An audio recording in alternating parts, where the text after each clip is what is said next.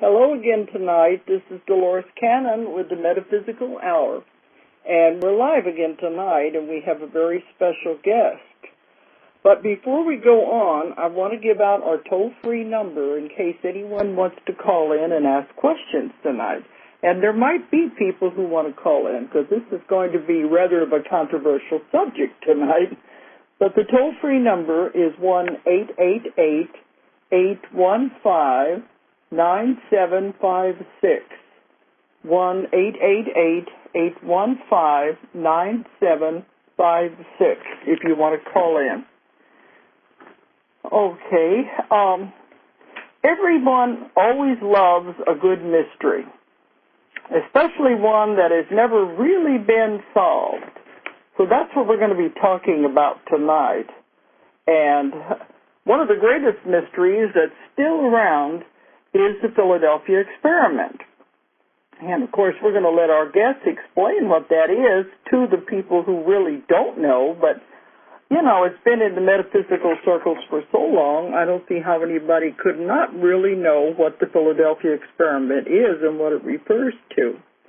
But the amazing thing is, my guest said, tomorrow is the 66th anniversary of when all of this happened. So he said tonight would be a perfect time to do the show because it's almost on the 66th anniversary. It's hard to believe it's been that long. Okay, my guest he goes by the name of Drew, and I've known him for many years because he was on the lecture circuit when I was just starting out, and we were all doing this together. And he's been exploring this subject for many years. And now he says he's come up with some new information that may help solve the mystery. All right, so we're going with Drew. Drew and Deborah, you work together, don't you? Yes, Deborah and I have been together ever since I retired from the Marine Corps, Dolores. Uh-huh. So you've been working on this how many years now? 15, going on 16 years. It must be a passion if you've been involved in that long of time. Well, it had been only because prior to my retirement from the Marine Corps, I had a number of different experiences that kind of baffled me, and based upon those experiences, I didn't deny them and just followed through to see where it all led to, and it led me to the Philadelphia experiment. Do you want to tell anybody about these experiences? Well, they were time-related experiments that I was involved in while in the Marine Corps, and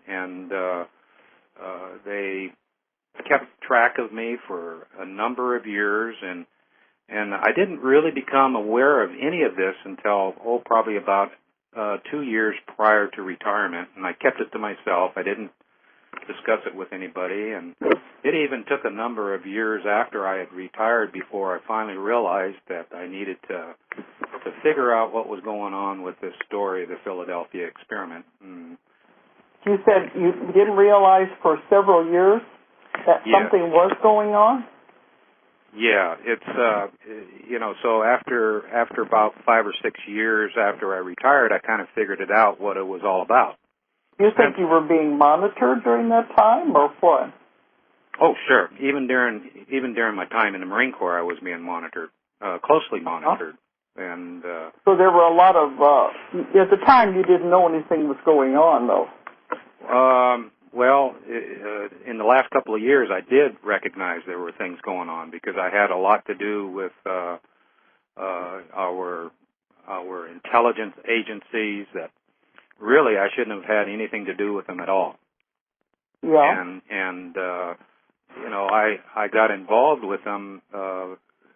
They didn't know. I knew, but I kept it to myself, and I just tried to maintain a stable balance as far as what it was all about, and just followed through after I retired. Now, after I retired, they didn't have the ability to keep track of me like they did while I was in the Marine Corps.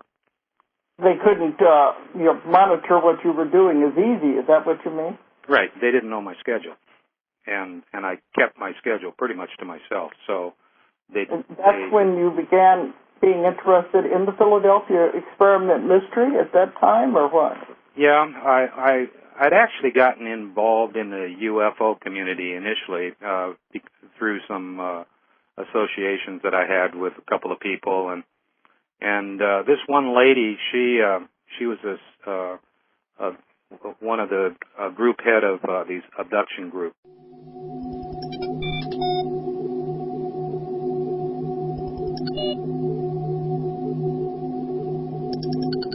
BBSradio.com.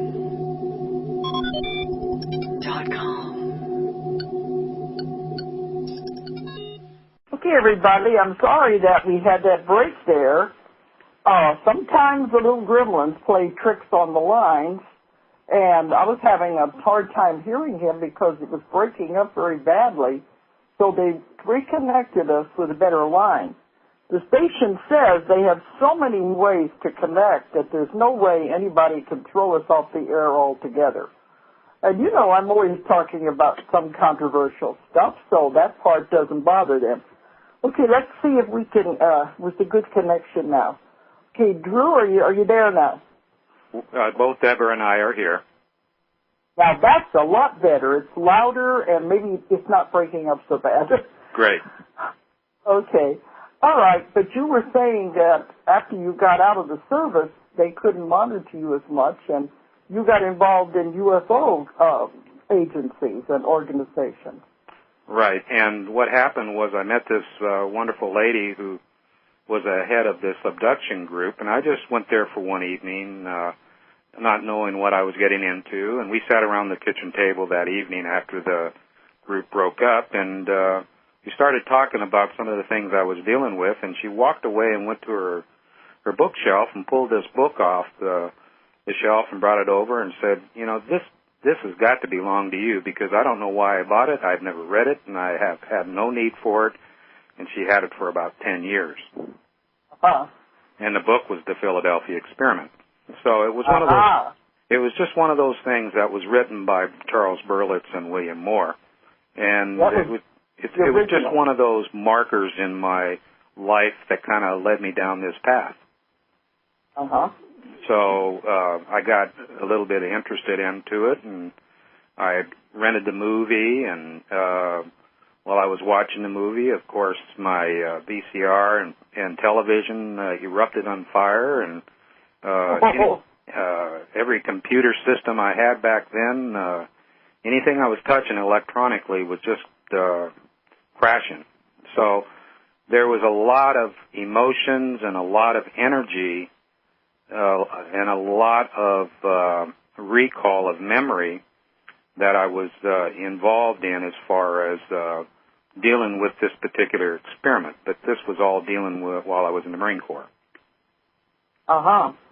Yeah, they always say, you know, my work with hypnosis, a lot of things can be buried in your mind, but eventually things will come out if they're supposed to. Yeah, we have 5 different physical senses, and they all have different triggers, you know. Yeah. So this is what I work with in my work all the time, uncovering hidden memories. But as I know about Carlos Allende's work and, Berlitz, I know all those people. They said that Carlos Allende's, most of those, his books disappeared. The ones where he had made the notes in the margins, I believe it was, wasn't it, with the Berlitz book? Have I got that correct? I don't believe so, but... I have it wrong. Yeah, Carlos Miguel Allende was the individual back in the mid-50s that first raised the allegations of what we now know today as the Philadelphia Experiment. He was a merchant marine sailor on board a Liberty ship commissioned and christened with the name of the SS Andrew Forsyth. And he had indicated that while he was on board and out at sea that he had seen this destroyer escort, the USS Eldridge, had disappeared right in front of him. So that's how it all got started, and it's a long story. We've delved into that particular story, but we've taken off onto a different path as far as trying to verify Allende's witnessing comments. And surprisingly, as we got into the National Archives, Dolores, and the Navy's archives, the documentation that we began pulling is basically leading us down the path that something did happen.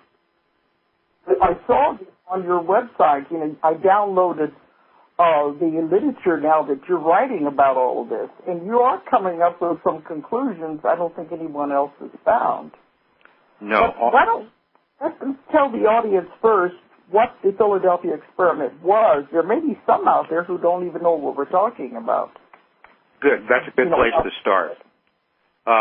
What the Philadelphia experiment was alleged back, like I said, by Carlos Miguel Allende back in the 50s, but it actually took place in 1943, and the experiment was conducted by the United States Navy during the Second World War.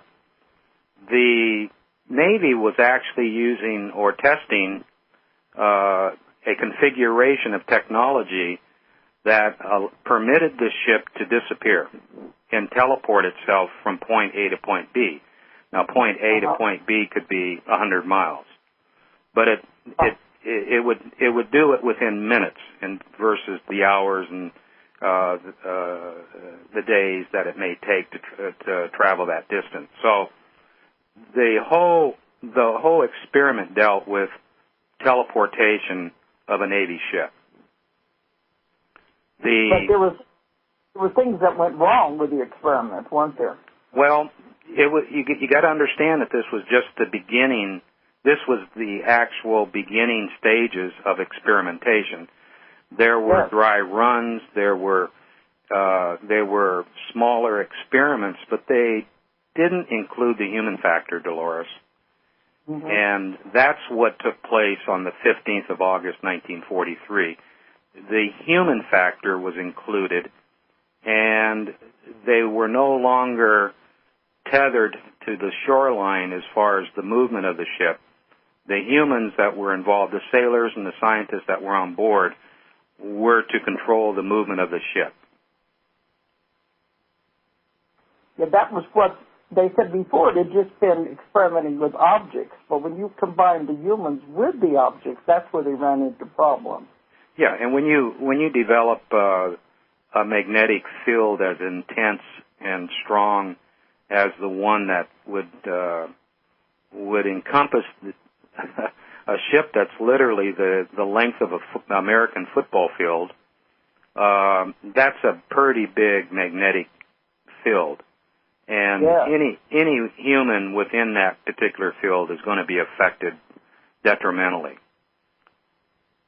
So we believe that it was obvious that those that were controlling the movement of the ship while on board the ship were hindered by the field and no longer could do their job. And that's where things went wrong. So you want to tell people what they said, the observers said happened whenever the ship rematerialized. Well, right. Well, there's rumors to the fact. Now, we have not got any definite evidence as of yet, but we're getting very close to it. There's rumors to the fact that the human factor, most of them actually were embedded within the hull of the ship. There were electrocutions. Many of them went crazy simply because a magnetic field affects the brain in detrimental ways. So there's indications at least half the crew didn't survive the movement of the ship. And in our report that we've got out published on the internet right now, we are seeing indications that over half of the crew members are kind of not around when they should be. Yeah. So we've uncovered a lot of evidence that actually shows that the USS Eldridge was involved in an experiment where the Navy has denied any involvement in any type of experimentation. They have denied anything unusual as far as activities pertaining to the ship, but our evidence is now showing us that this is quite the contrary. They did have some form of experimentation, and we believe, and we are actually seeing casualties. Okay, because I wanted to fill the audience in on the story, and it is a fascinating story. It's been around for a long time. But now, even though the Navy has denied it, the government has denied it, you are definitely finding clues that will lead, to, I think, to the solution. Do you want to go in what you've uncovered? Well, yes, we can. We've got currently right. Deborah is there. She wants to jump in. Oh, okay. Well, Drew loves to talk, Dolores, so I don't know how much I'm going to be able to jump. I don't want you to feel ignored. All right, because when I was reading the literature you sent me, I think these are things I've never heard of, what you're uncovering. So let's go ahead and tell everybody what's happening now.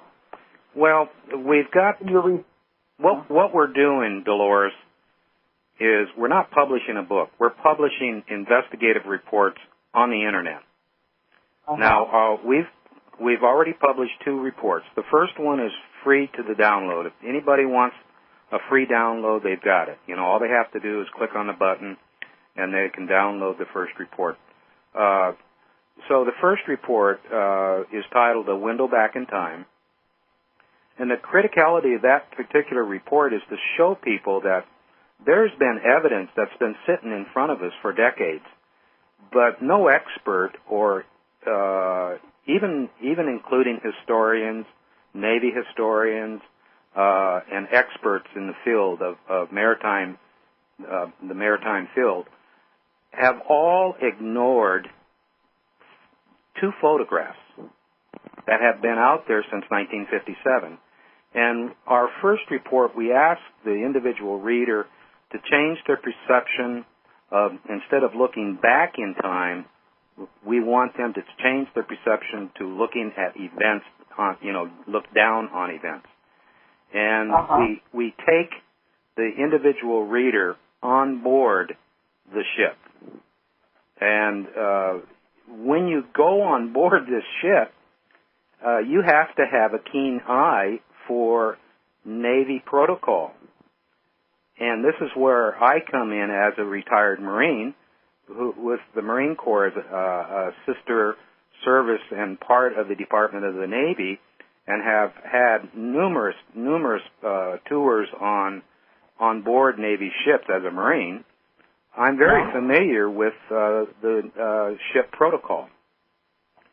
So it was very surprising, even to myself, when we started to look at the details within the photographs of the ship, the photographs of the ship. And we're looking, what those photographs show is we're looking at the ship after it had rematerialized. They did conduct an experiment. And, we're slowly, methodically more so than slowly, but methodically releasing our evidence and taking people by the hand to show them how to interpret this evidence. And we've got all kinds of classified documents, declassified documents that have been released by the Navy to the National Archives. And what we're doing is we're developing a better picture of that time and what type of activities the USS Eldridge was involved in. If I may add, there's a great deal of information that we have compiled on this, and it is a lot easier to take folks through a report process, as Drew said, versus a book, because a book can be very overwhelming. And with the kind of information we have, and as detailed as it is, and as detailed as Drew is with his analysis, it can, as I said, be overwhelming. So with the report process, we can take you through each step. We can put you in the driver's seat, feeling that you are part of the experiment, and getting a visual on it and approach it in many different directions for those that are more on the visual aspect or those who are analytical. It's a beautiful blend of combining all of that into one, so you'll reach out to all those folks to make it easier to understand. So it doesn't sit on a shelf like some books can due to its volume of information that we have to provide. Go ahead, Drew. But we literally have hundreds and hundreds of declassified documentations as evidence, and we don't want to overwhelm the people like Deborah was saying. So we're putting it out in investigative reports. Well, I know you said those pictures have been around for a long time, but the majority of the investigators didn't really know what they were looking at, and they didn't know what they were looking for, I suppose. Well, you know, the beauty on that too is that those investigators before at least put us on the path to know, even with the information that they do have that we have been able to show is incorrect or incomplete, even with Berlitz and Moore's work. We're able to show that it's given us a running start. So we know other areas and other ways to pull this information out. So that even though the information was incomplete before, they have been given us the gift of a path to go to be able to pull this information out that they have not been able to obtain. Well, they were pioneers, Dolores. Yes, they were, but most of them didn't even realize what they were looking at. So now you're pioneers because you're carrying it on. Well, I will go on the record right now, Dolores. Even though we've only published 2 reports, and our third one will be published in the next day or so, I will go on the line that between Deborah and I, we have already resolved the mystery surrounding this particular experiment. And I will simply tell your loyal listeners that we have resolved and have proven to ourselves, which we will eventually get around to in our investigative reports, that we have proven that this experiment does exist. Do you want to reveal any of those findings right now? Well, we can.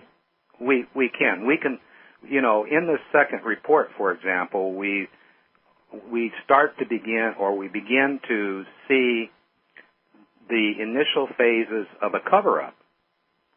Now, we've got photographs that show that there was a fire on board, a very intense fire, a very deadly fire. And when we go to take a look at the USS Eldridge's deck logs, for that same particular day the photographs are said to have been taken, there's no record or no written record in the deck logs. So this is the beginning. The deck logs had disappeared for a while, hadn't they? Pardon? I'm sorry, I didn't hear you. But the logs had disappeared for a while, hadn't they? Yes, absolutely, you're correct. Just to give a little bit of insight in the past history, Berlitz and Moore, back in 1978, when they were conducting their investigation, it was William Moore who actually did it, and Berlitz came in and supported Moore as a collaborator. When they went to the National Archives to extract the USS Eldridge's deck logs to review them for this period of time, the National Archives could not find the first 3 months of the deck logs. So that was probably the biggest piece of evidence that Berlitz and Moore relied upon as evidence that something was going on. They never proved the experiment took place, but, it was no coincidence that the logs were missing. Mm-hmm. Then in 1995, the Navy decided to release, or they found the 3 months that were missing, and they released them to the public. Mm-hmm. So when we're conducting our investigation and we got photographs that show something very unusual that we actually show in our second report, which is titled "Ghost Ship in Distress," when we take a look at the evidence and the details in the photograph, and we make a comparison to the deck logs on the same day, it's like they're, they just... They don't match. They don't match. Mm-hmm. Something's definitely wrong here. And we're going to get into how all of that will unfold as we start presenting our evidence in future reports. So we have a very methodical thought processing as far as leading our readers down this path, because previously anybody, I don't care who it was, who has gone down this path of trying to resolve this experiment, they've run into stone walls. They've come up against nothing but blocks and have never been able to resolve it. Deborah and I have resolved this whole mystery surrounding the experiment. Well, because you are so methodical, you found the little cracks that most people overlooked. Yes. That's what I feel. But you got to also appreciate, Dolores, that the folks that have gone before Deborah and I appreciate the fact that they were not knowledgeable, and this is not to take anything away from them or their work, okay? I'm trying to be as professional as possible here and as respectful and courteous. They just didn't have the expertise that I have. I'm a retired Marine. I have the military expertise, and that's what it takes. So with my background as a systems analyst in the Marine Corps, we are more capable of going behind the veil as far as how the military operates internally. Berlitz and Moore did not know how to do this.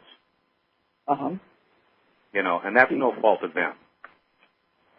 Okay, because you said there's no way of really proving that, the ship did become invisible and all of that, but there's definitely, you're proving a cover-up did occur. Right now we have definitely a cover-up, yes, but eventually we will have the evidence that will prove that the experiment did in fact take place. Mm-hmm. Well, I've always wondered about all those men on the ship. They all had families. How could they hide that over 100 people disappeared? Well, that's a very good question, Dolores, and I will simply put it this way to you. You know that at the time in 1943 we were at war. Yes. They can simply come out and say missing in action, and that's what they did. Okay, they didn't have to come up with any scenario of what happened to them. They just report to the families that their loved one was missing in action. And in those days, the families didn't really ask too many questions. Right. What questions could you ask other than grieve over your loss? Yeah, because nowadays, we'd want to know more about what happened. But in those days, most of the time, they'd just get a telegram. That would be how they would be informed. That's right.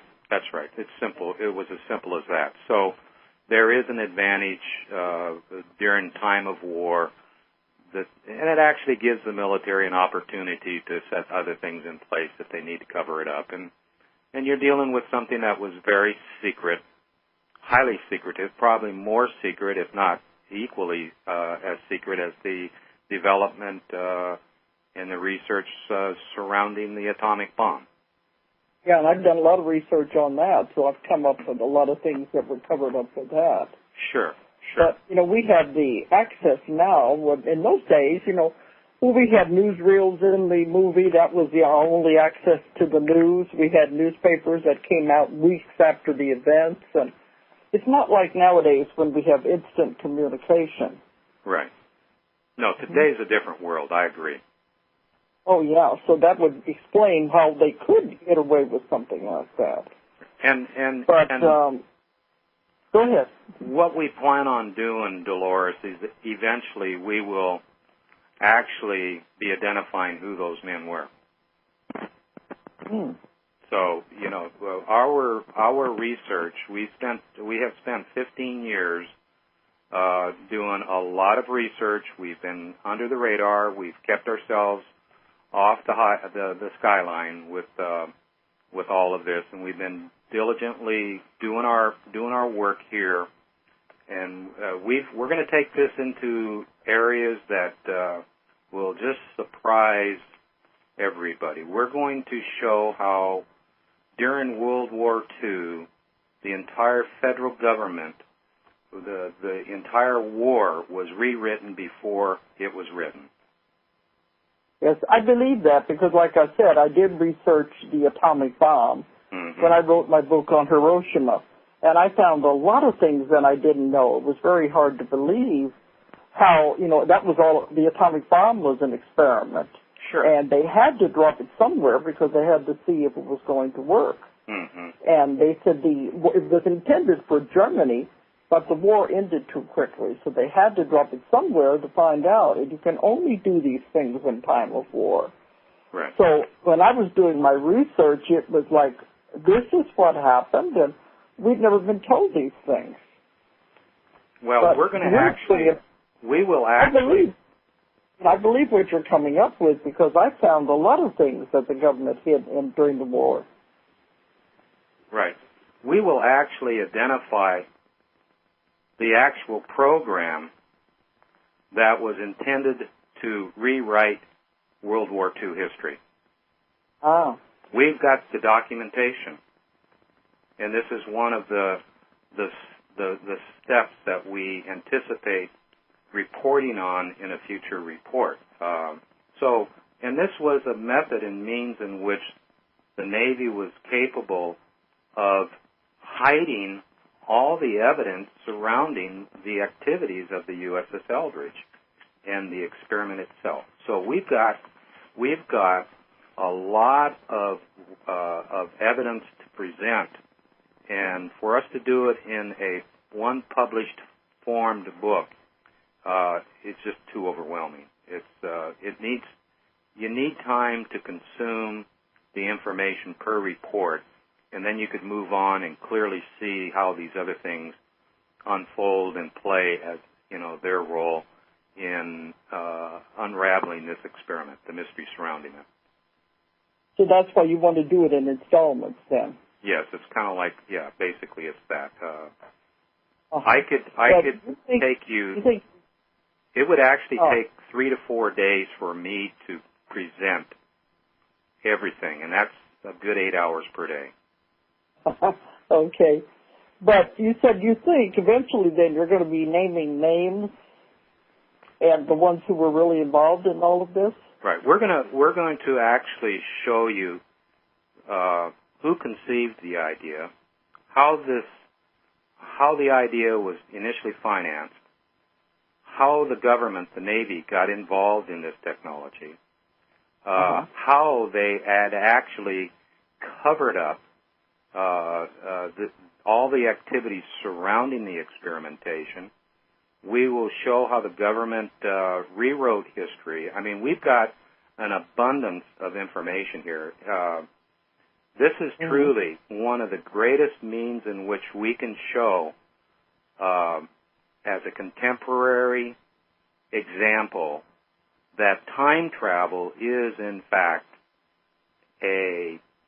not a possibility, but a reality. Because I think after that experiment went bad, they continued, is what I've been told in my work, that it continued in another way, so they were trying to perfect it as they went along. The experiment is ongoing right now. Yeah, that's what I've been told. I've also been told things are dangerous to know about, too. It is actually ongoing, and it will go on for the next couple thousand years. But they did it, after that, they tried to do it more in secret so no one would know, and they had to correct their mistakes that they had made. Well, it took them a while to figure out what went wrong. Okay. It probably took them about 40 years to actually figure out what it took to dampen the energy surrounding the ship. The ship right now is in is in the time continuum, the fourth dimension, and it is out of control. And it will actually pop in and pop out and pop in and pop out in a number of different locations and time frames. This is difficult for people to get their minds wrapped around right now. But as time goes by, one of our goals is to show people the proper understanding of time. There is a difference. Because, that's what I within my work. I work with all these strange concepts. But then you mean that they did materialize again when they took the pictures right after that. Yes. But then, according to what you found, it dematerialized again many, many times, or what? Yes, this was an ongoing experiment. This ship popped in and popped out and popped in and popped out a number of different times. We've got evidence that Allende had witnessed it while out at sea. In his testimony, his written testimony, he talks about that there was an experiment that took place in Philadelphia, where they had moved the ship from Philadelphia to Norfolk, Virginia, and then returned within a matter of a few minutes. Well, this is additional experimentation, see. So we've got a number of things. We believe, as of our second report, we believe, according to our evidence that we've got presented as of right now, that the Navy started conducting experimentation on the 12th of September, 1943, in the Long Island Sound. Okay. That's what our evidence is proving right now. And as time goes by, we've got a lot of twists and turns. Dolores, there are so many snares and traps that the government has put in place that if you're not careful, you're going to go down one of these paths that will end in a dead end. And that's where most experts have gone, is they've gone down these dead-end paths. You will be surprised as to how they were capable of manipulating things. They were very keen on what they were doing. And we are actually going to show that this is, in fact, a conspiracy to cover up this experimentation. Mm-hmm. And I believe it still is going on, too, because that was one thing they want to perfect is time travel. Yes. It's just like Star Trek, eventually like Star Trek was. You want to dematerialize here and rematerialize somewhere else. The scientists are not going to let that go. It's too intriguing. Well, it changes the whole world in which you live in. Everybody's been conditioned to believe that the world that they live within, time travel is impossible. So it sounds to many as a crazy idea that we could do it. You get into the scientific community, they'll say, well, we don't have the capability of doing it today. Maybe people in the future, they are capable of doing it. But let's stop right there. If our generations in the future are quite capable of time travel, maybe those are visiting us today. Yes, they are. Because in my work, I come across a lot of these strange things also. That's right. And, we have time travelers from the future who are coming back and working with people. But in my work with UFOs, I've been doing that for over 20 years, they travel back and forth through dimensions. Sure. But it has to do with changing the vibrations and frequencies of their craft so they can appear and disappear. Right. So it could be something along that line, couldn't it? As far as time travelers coming from the future? Well, either way, because... Or are you talking well, about... Well, it could be either way, because the other UFOs, things that I've worked with, they say this is how they travel back and forth to their own planets even. They don't go by, motors that we have, and that's what other investigators said. What kind of fuel do they use? They don't do it that way. They're able to change the frequency and vibration of the actual craft. And when they do that, they can disappear and reappear anywhere they want. Well, sure. And I was thinking it may be something along that line. vibration. Well, it has everything to do with frequency. It has, just use the radio as an example. You use the tuning knob to adjust the frequency. That's the same thing it's the same concept for traveling through time. And I want people to recognize the fact that the Philadelphia experiment was just the beginning phases of understanding what happened. I believe that the movement through time was a surprise. The movement through space at ultra speeds was not a surprise. It was they knew they were going to accomplish that, but it was the movement through time that was the big surprise. Okay, so you think the original intention was to become invisible, wasn't it, as a weapon in war, wasn't it? Well, no. No. The original experimentation was to move the ship from point A to point B within a matter of a blinking of one's eye. Okay. The invisibility, Dolores, was just a byproduct. Okay. You see, when you transport something that huge using technology that is not known at the time at ultra fast speeds, the ship just disappears. So, yes, it's a form of camouflage. It's a form of actually a very it's probably one of the best weapons. I mean, warriors throughout the eons have looked at invisibility as a means, the ultimate means of fighting one's enemy. Mm-hmm. So. But it was originally being done as an experiment to be used in war, wasn't it? The entire experiment to move ships. Right. Or was it? Okay, that's what I was wondering what the original purpose was. The original purpose solely was to move the ship from point A to point B. Okay. That's what they intended to do. But like I said, a lot of people believe that it was radar invisibility. They were conducting experimentation for radar invisibility. Malarkey. That's not true. A lot of people believe that it was invisibility. The process of the invisibility was magnetic mines made the ship invisible to magnetic mines. That's a bunch of malarkey. Okay? This is not what it was about. And we've got the evidence to prove it.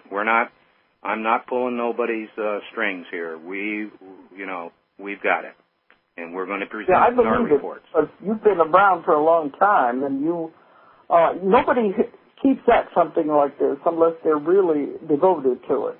So I believe that. Right. We've devoted 15 years, 24 hours a day, through every year, and we've got an abundance of information that needs to be presented methodically because it is a very complex issue, and we are trying to make it as simple as possible for everybody to understand. You don't have to be a rocket scientist to understand the path we're going to take you down.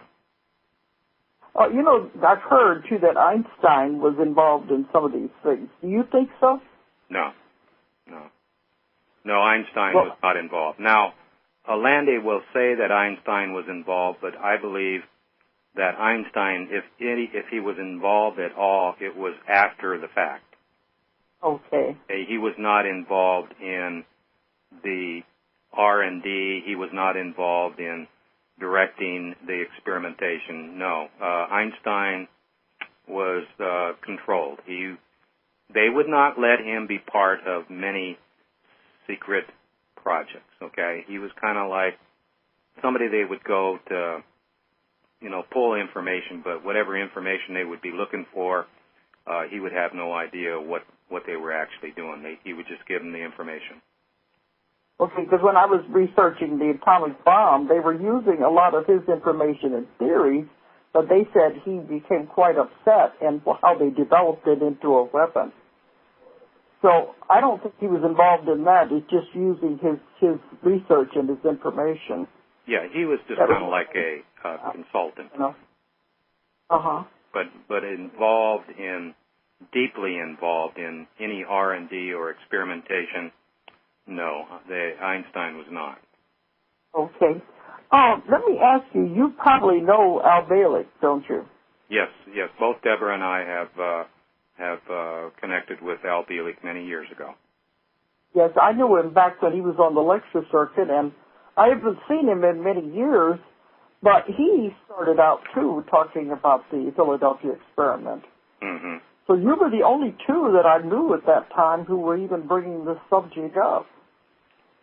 Well, yeah, I don't believe there's too many others out there. I mean, there are a lot of websites out there, but as far as if you're looking for information and you're looking for information that you can chew on and validate, I will tell you right now, the only place you can go is to our website, because one of my goals and objectives from the very beginning was to provide our information and having it backed up by legitimate sources of documents.